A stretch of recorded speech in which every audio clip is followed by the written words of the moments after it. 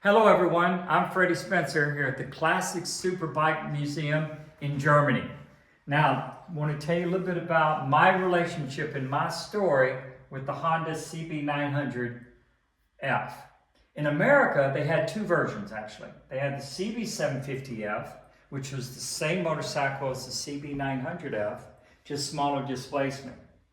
Now in 1980, when I was signed with American Honda, it was to begin what was then the American Superbike program.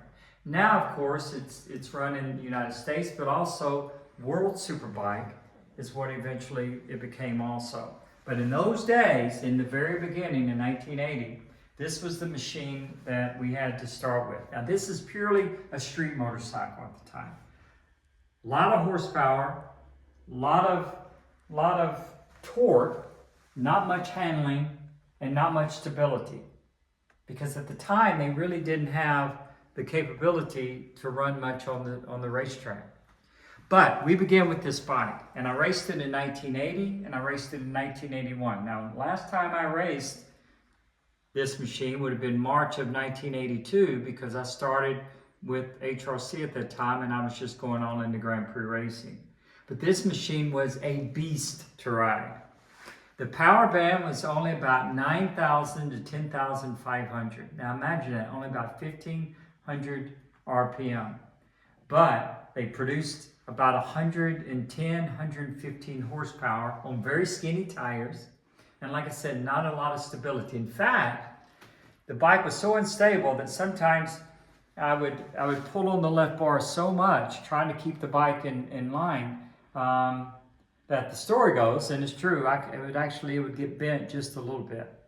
But the other thing about it is it taught me how to use the clutch, because it had so much engine compression that on corner entry, I would get so much chatter that it would actually like vibrate my teeth. It was really, like I said, a beast. But it taught us a lot, and it taught me a lot about how to ride a motorcycle that was not easy to tame, by using the clutch, being very smooth with the throttle and also with the brake. And again, it taught Honda a lot about how to develop horsepower, how to develop reliability and high performance engines. Because a lot of people don't remember that. Honda hadn't really raced that much in the 1970s. They had never built a superbike before. And so this was their first kind of foray into that. And it was my first couple years with Honda.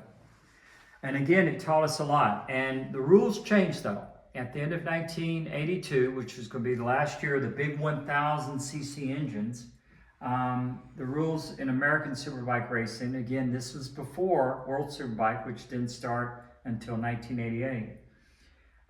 The displacement was going down to 750.